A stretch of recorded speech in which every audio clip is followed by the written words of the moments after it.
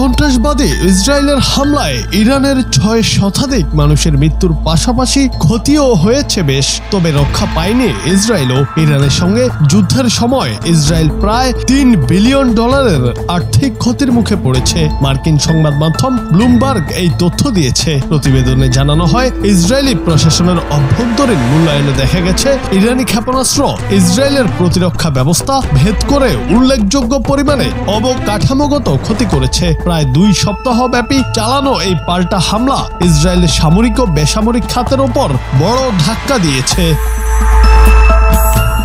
গত 13 June Israel ইরানের সামরিক, পারমাণবিক ও আবাসিক এলাকায় আক্রমণ চালায়। 12 দিন ব্যাপী এই অগ্রাসনের জবাবে ইরান তীব্র প্রতিক্রিয়া জানায়। ইরানের ইসলামী বিপ্লবী গার্ড বাহিনীর aerospace force operation true promise 3 অংশ হিসেবে 22 দফা ক্ষেপণাস্ত্র হামলার ঢেউ চালায়। এই হামলায় ইসরায়েলের বিভিন্ন শহরে ব্যাপক ক্ষয়ক্ষতি হয় এবং বড় ধরনের নিরাপত্তা বিঘ্ন ঘটে।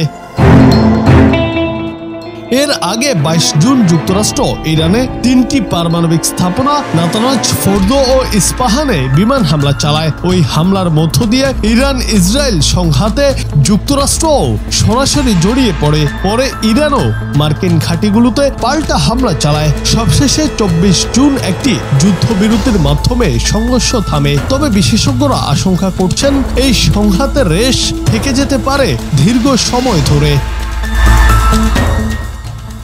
জুনায়েদ আহমেদ, বাংলা টিভি।